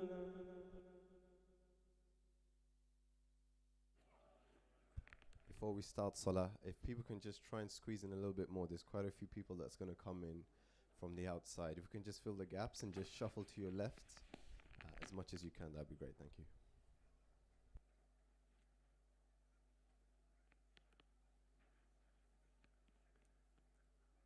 أستغفر الله ربي وأتوب إليه. الله أكبر الله أكبر. أشهد أن لا إله إلا الله. أشهد أن لا إله إلا الله. أشهد أن محمدا رسول الله. أشهد أن محمدا رسول الله. اللهم صل على محمد. أشهد أن علي ولي الله. أشهد أن عليا حجة الله. حي على الصلاة حي على الصلاة حي على الفلاح حي على الفلاح حي على خير العمل حي على خير العمل. قد قامت الصلاة قد قامت الصلاة. الله أكبر الله أكبر. لا إله إلا الله.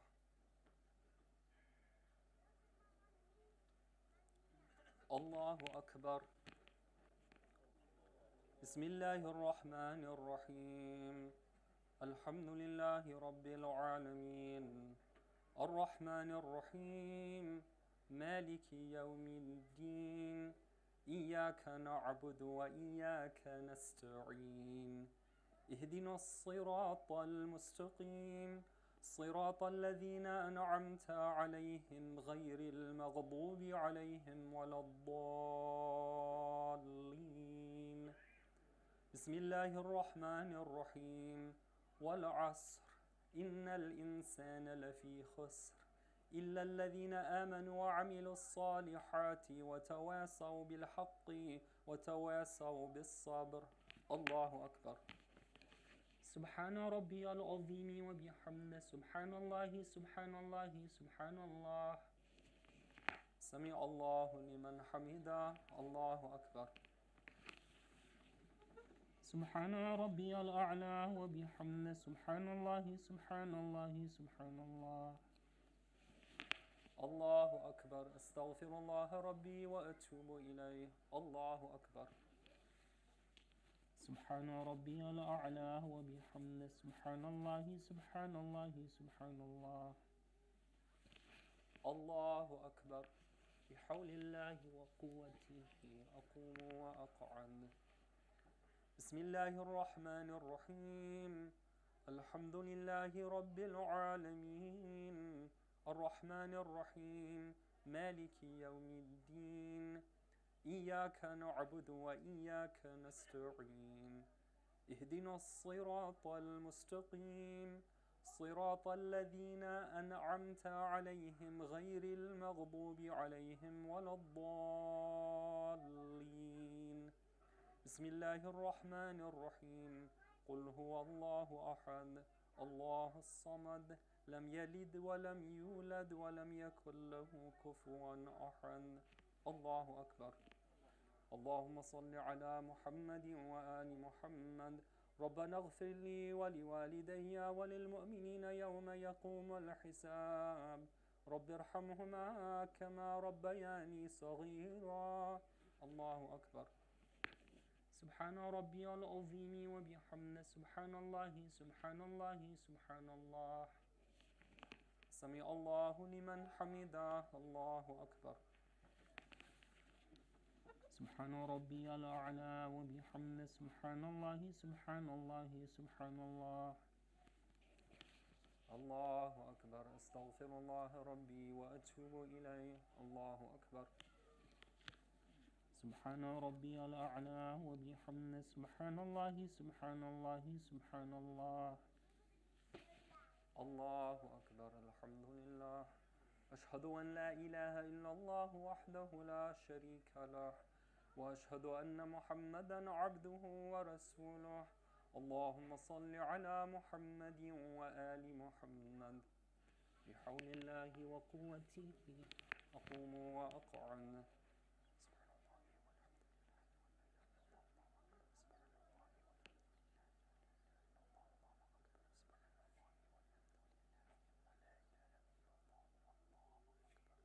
الله أكبر. سبحان ربي العظيم وبحمده سبحان الله سبحان الله سبحان الله. سمع الله لمن حمده. الله أكبر. سبحان ربي الأعلى وبحمده سبحان الله سبحان الله سبحان الله. الله أكبر. أستغفر الله ربي وأتوب إليه. الله أكبر. سبحان ربي الأعلى وبحمده. اللهم صل على محمد وآل محمد. عظم الذنب من عبدك فليحسن العفو من عندك يا كريم. الله أكبر. الحمد لله. أشهد أن لا إله إلا الله وحده لا شريك له وأشهد أن محمدا عبده ورسوله. اللهم صل على محمد وآل محمد. السلام عليك أيها النبي ورحمة الله وبركاته. السلام علينا وعلى عباد الله الصالحين. السلام عليكم ورحمة الله وبركاته. الله أكبر. الله أكبر. الله أكبر.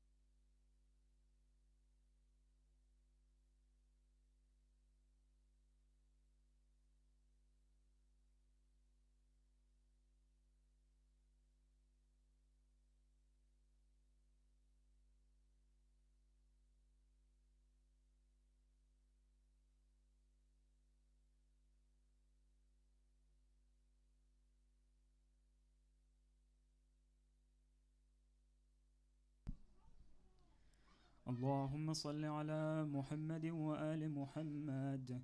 بسم الله الرحمن الرحيم. اللهم إني أسألك موجبات رحمتك وعزائم مغفرتك والنجاة من النار ومن كل بلية والفوز بالجنة والرضوان في دار السلام وجوار نبيك محمد عليه وآله السلام. اللهم ما بنا من نعمة فمنك لا إله إلا أنت. أستغفرك وأتوب إليك.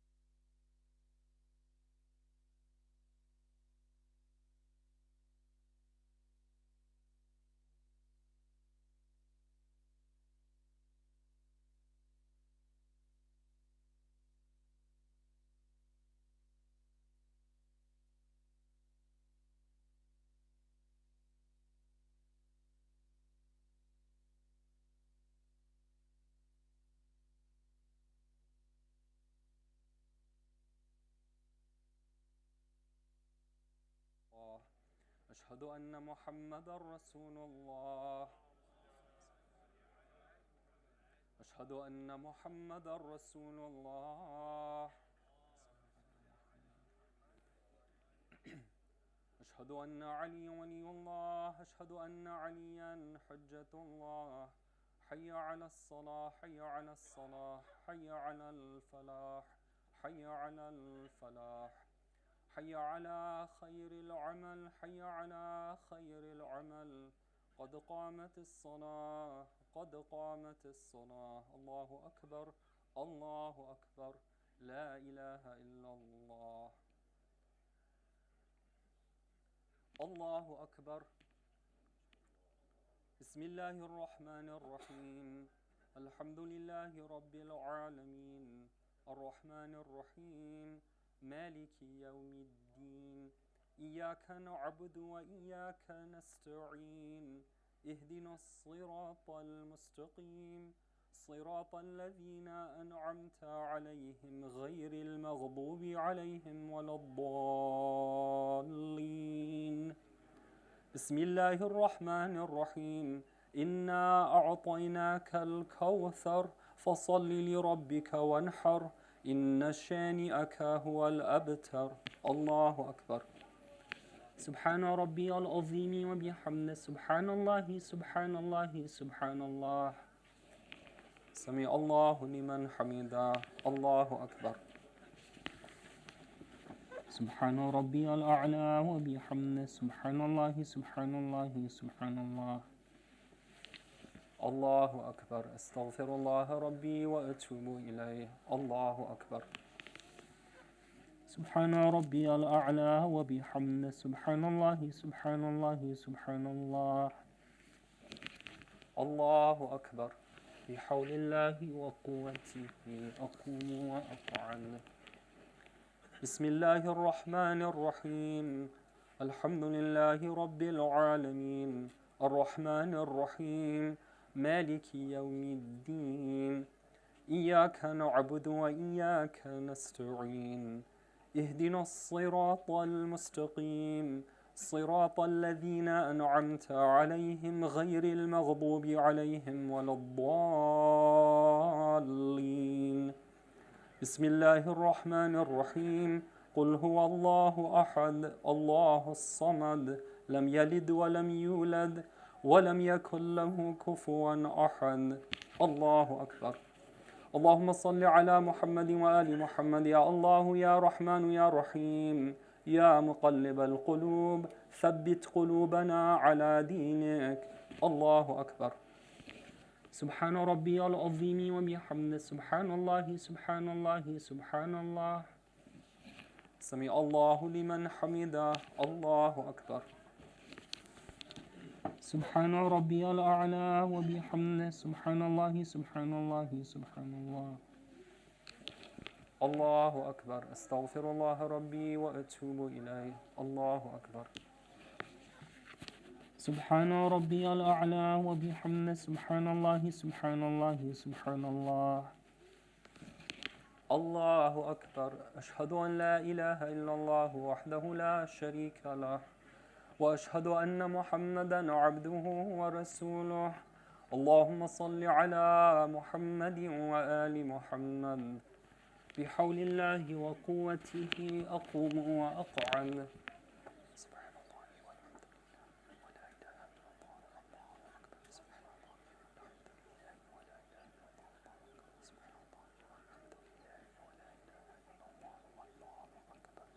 الله أكبر. سبحان ربي العظيم وبحمده. سبحان الله، سبحان الله، سبحان الله. سمع الله لمن حمده. الله أكبر.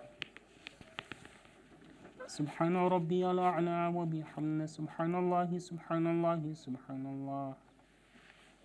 الله أكبر. أستغفر الله ربي وأتوب إليه. الله أكبر. سبحان ربي الأعلى وبحمده. سبحان الله، سبحان الله، سبحان الله. الله أكبر. بحول الله وقوته أقوم وأقعد. سبحان الله والحمد لله ولا إله إلا الله والله أكبر.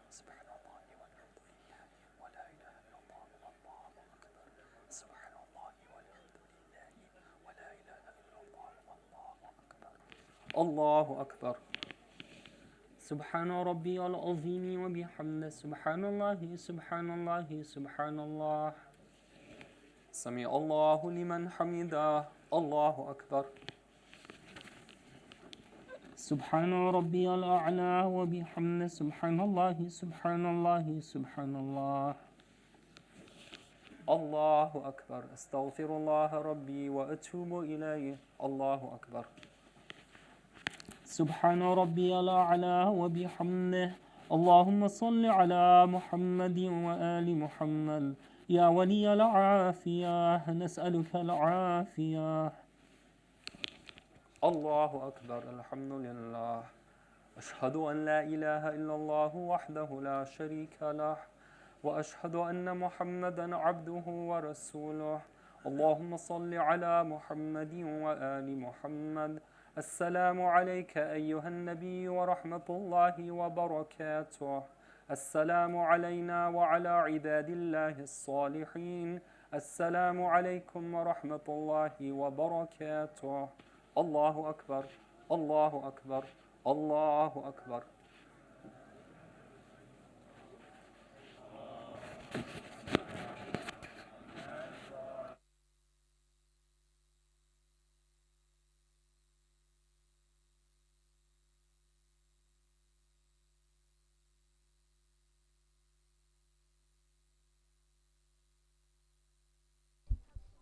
صلوا على محمد وآل محمد. As a slightly different format today, we're going to have a speech, announcements, dua, and then ziyarat, and then tabarruk. Without further ado, can I welcome Brother Arif Ali Hirji, the Secretary of World Federation, to deliver his speech. Sallu ala Muhammad wa ali Muhammad.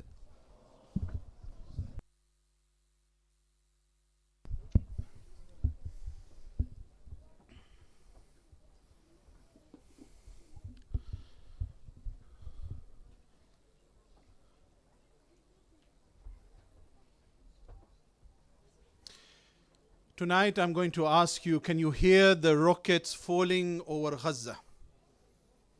Can you hear the mother who is walking kilometers looking for food and water for her children? And can you hear where Imam al-Hussein says, خُذُوعُ وَاسْعُهُ شَرْبَةً مِّنَ الْمَاءِ. If this child has not done anything, give him water. That was the word of Imam Hussein alayhi salam on the plains of Karbala. And because you are Hussainis, because you are lovers of those who shouted Al-Atash, dear scholars, brothers and sisters, Assalamu alaikum wa rahmatullahi wa barakatuh. This night I stand in front of you to speak about a project which is yours, our community project, Ali Asghar Water Appeal. Under the flagship of the World Federation, which is the charity vehicle called WF Aid, I just wanted to share with you an obligation upon us. May I ask the audio and video team to show a short video? Please bear with us, please. Bismillah. Today, access to clean and safe water is still not available in every part of the world. 1 in 10 people don't have access to water close to home. A child dies every 2 minutes due to dirty water. Your donations have been providing life-saving access to water for millions of people around the world. Help us give vulnerable communities access to water. Donate to our Ali Asghar Water Appeal today and help provide clean and safe water to families around the world. Thank you very much. Now, I would like to have a myth-busting time. So we just look at some things. Some people think that water is something which comes on every person's table completely. Maybe the sparrow flies in. But that's not the case. Everyone maybe thinks that Ali Asghar Water Appeal happens by itself every year. But that's not true. Because it's people like yourselves who really fights every day. Do you know that about 0.8 billion people, last time I checked, it's 1 in every 9 person around the world who don't have water. But it gets worse. There are some who have water, but 25% of them, 1 in every 4 around the world, has got water which is contaminated with feces. Some of them know, some of them don't know. And out of those who don't have, most of them live in the developing world. About 20% of the developing world today don't have access to clean water. Question: what does Al Yaskar Water Appeal do, and what is it all about? Through the donations and help of a few, actually, not many, we have built washrooms in Uganda. We have built wells in Pakistan, India, and in Afghanistan. And I'm going to tell you, in some areas, we usually see rockets and bombs. They get permanent water supply, and I'm talking about Yemen and Gaza. And it is you who help out. And may I just ask you, what do you think that the Madinatul Ahl al-Bayt alayhi salam is? You maybe have not heard about this name, where it is, but they know all about you. Because last year, Stanmore Jaffrey's, this community, helped thousands of people in a village called Skardu for $49,000, which was raised only for that project. Actually, thousands and thousands of mothers are able to deliver water instead of walking 2 kilometers one way and imagine with a heavy bucket walking back another 2 kilometers to provide water for their children. This year, we have a huge opportunity. If you switch on the news, you will see the rocket fire in Gaza. There, we have the opportunity of building permanent infrastructure through water supply. Even in Yemen, for 25,000 people per annum. So if you got it permanent, think about the Thawab Jariyah, which is continuous for 10 years, 20, 30, 40 years from now. I would like to speak about Kenya specifically because Stanmore Jaffrey's, who you will hear later on, they have committed this year for both their cycling, their runners, the walkers, half marathons I hear, and they will be knocking at each one of you, holding your shoulders, asking, sponsor me. And I would say that these heroes, who don't only reside in London, in Hujjat, but also in Birmingham, Peterborough, every Jamaat in the UK, they actually will ask for your support. I just wanted to say on this very, very blessed night that there is a sound of someone narrated in the Arbab al-Maqatil, and he heard a person says, وَكَفَى Abbas مُتَحِيِّرًا. And he heard that Abbas alayhi salam stood there confused. Ya Allah, Hazrat Abbas confused? Yes, because here he hears the sound of Al-Atash. He hears the Ali Askar crying, and he wonders, how can I help? Today, the babies and children, they need the help. They also cry Al-Atash. And therefore, I urge each one of you, go to the Jamaat desk in the main hall. Go to the desks outside, which has some merchandise. We take money, we take cards, and we take pledges, we take your du'as, and you may go to the website donate.wf, and please donate generously. Assalamu alaikum wa rahmatullahi wa barakatuh.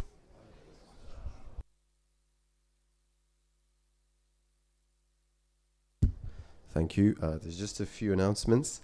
The Daily Ladies Morning Majlis is as usual at 10 a.m. It starts with Quran, and there's also a parallel children's program at 10 a.m. The main program tomorrow will start at 7:15 p.m. Tomorrow as well, 7th of August, there's a majlis been arranged at Northwood Qabristan for 11 a.m. Majlis has been arranged for both ladies and gents at the Imam Hussein Foundation in Watford next to the Kingsway School. The program starts at 11 p.m. every night. It's Quran, Hadith Qissa, Majlis by Sayyid Muhammad Rizvi, Saf Matam followed by Niyaz. The programs will continue until Sham-e Ghariba.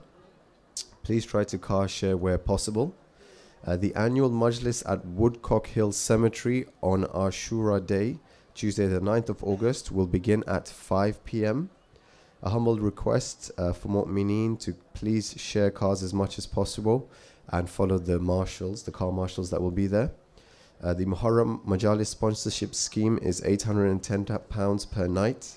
To sponsor either in part or full, please contact Brother Mushtaq Qasim or Brother Sajjad Tijani in the gents, or the chair lady Nasima by Kareem in the ladies. The Muharram Niyaz Fund is also open, so please donate generously at the Treasurer's desk, and the membership subscriptions can also be paid at the desk or online. As you know, we are working towards our future at Hujjat Hairfield. Please donate at the Treasurer's desk in the gents and the ladies, or via the Hairfield Ambassadors tables. Any recitation requests can be emailed to recite@hujjat.org.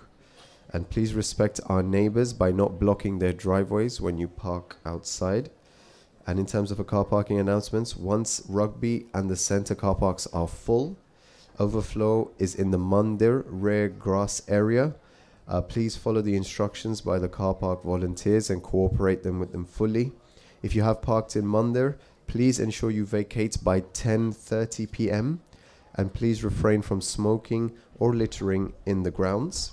And the final announcement is Al-Hadi Youth have arranged a Baraza corner for gents and ladies. It's a question and answer session with Sheikh Salim Yusufali. It's in the main hall after this program in the gents. It's going to be discussing the topic, which is Karbala, an enlightened journey. Thank you. Dua.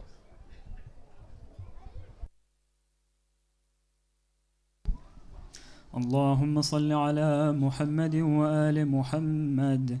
بسم الله الرحمن الرحيم. اللهم إنه ليس لي علم بموضع رزقي، وإنما أطلبه بخطرات تخطر على قلبي، فأجول في طلبه البلدان، فأنا فيما أنا طالب كالحيران، لا أدري أفي سهل هو أم في جبل، أم في أرض أم في سماء، أم في بر أم في بحر، وعلى يدي من ومن قبل من، وقد علمت عنا علمه عندك وأسبابه بيدك، وأنت الذي تقسمه بلطفك وتسببه برحمتك. اللهم فصل على محمد وآله، واجعل يا رب رزقك لي واسعا، ومطلبه سهلا، ومأخذه قريبا، ولا تعنني بطلبي ما لم تقدر لي فيه رزقا، فإنك غني عن عذابي وأنا فقير إلى رحمتك. فصل على محمد وآله، وجد على عبدك بفضلك، إنك ذو فضل عظيم.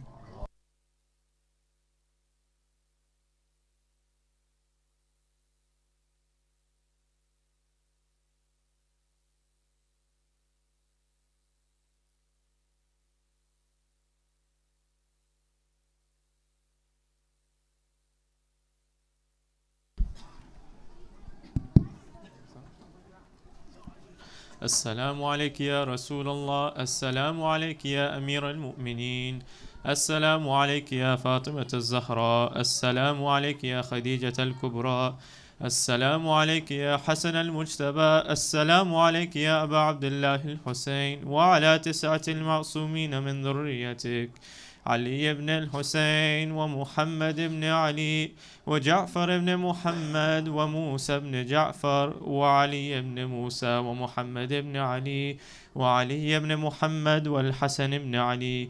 السلام عليك يا صاحب العصر والزمان، السلام عليكم جميعا ورحمة الله وبركاته. بسم الله الرحمن الرحيم. اللهم كن لوليك الحجة ابن الحسن صلواتك عليه وعلى آبائه في هذه الساعة وفي كل ساعة وليا وحافظا وقائدا وناصرا ودليلا وعينا حتى تسكنه أرضك طوعا وتمتعه فيها طويلا برحمتك يا أرحم الراحمين.